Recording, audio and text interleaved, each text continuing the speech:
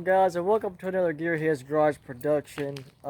In this episode, we're going to be making another attachment for month 3, my Sears Suburban.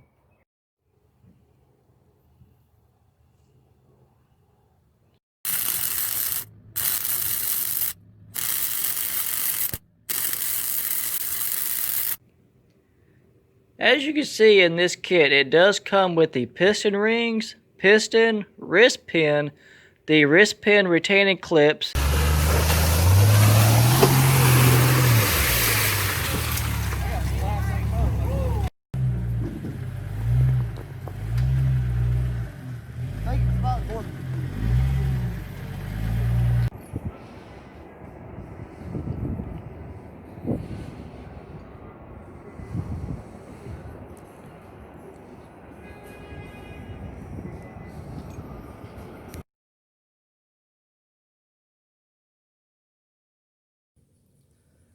So this is a little different than the video that I was going to be putting out this week, but I was going to be doing a tractor show video, but about 10 minutes out from my house, one of the tires on my trailer, well, you can see, it did not want to have it.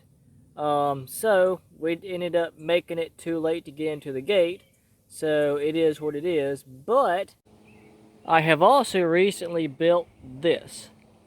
Now, I said we were going to be making an attachment. Well, I kind of already made it because I built this from scratch about maybe 2 to 3 weeks ago, something like that, and I've been using the mess out of it. I mean, it's helpful.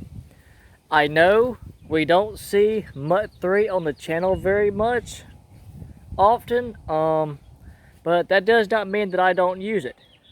This thing is pretty much the backbone when it comes to doing stuff off camera. I mean, now that I've made that attachment, which I will go over here in a minute, but this thing, I almost run this thing daily. And I mean, nothing wrong with it. But what this is a lawn tractor, four-wheeler, whatever in the world you can lift without the front end coming up. It's pretty much a tow truck, crane, lift, whatever you want to call it. The only thing that I had to buy was my my lift, my trailer winch.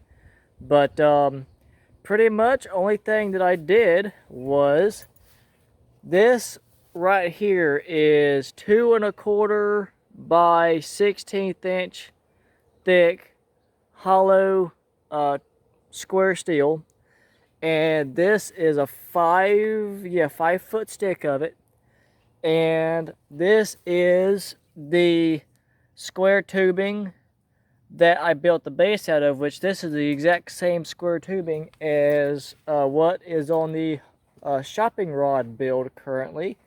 But I love this stuff because it's easy to work with.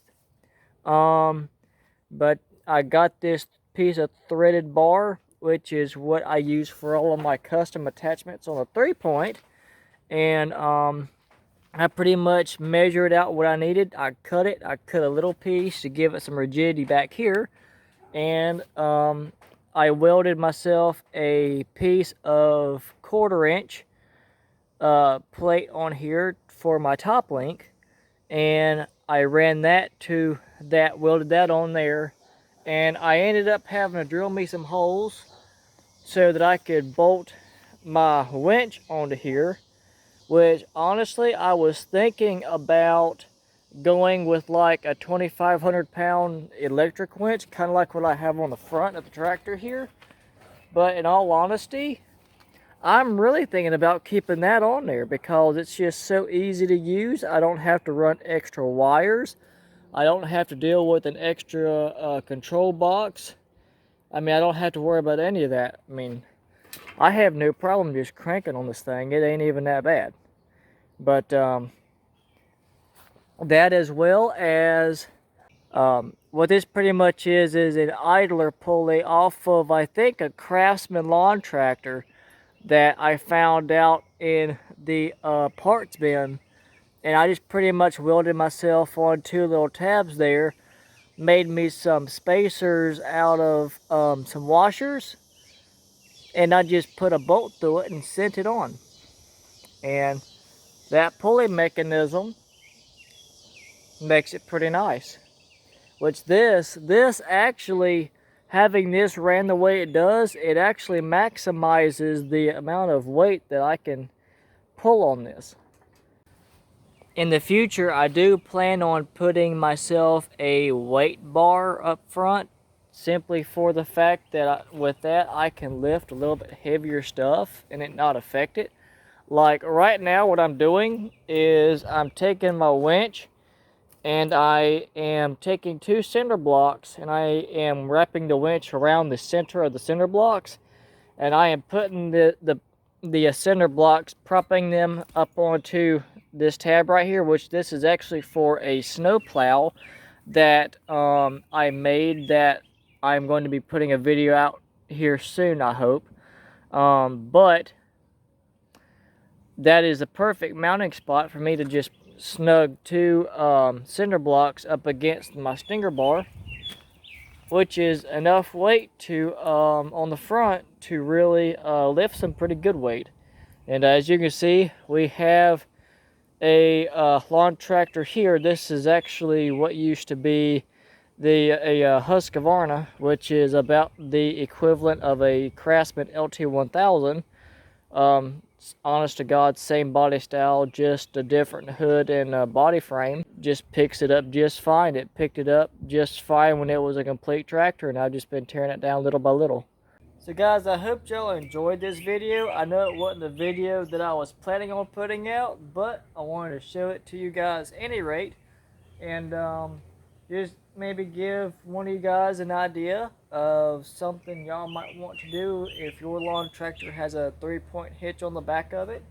I know some of the bigger industrial ones do, but and honestly, I don't even have to use this at all for, you know, lawn tractors and stuff like that. Honestly, with the setup that I've got on here, I can use it for practically anything I want. So that's why I like how useful this is. But yeah, Sears has been a trooper, and so yeah, if y'all like this video, please give it a big thumbs up. If you're stopping there for the first time, consider subscribing, and for now, we're out.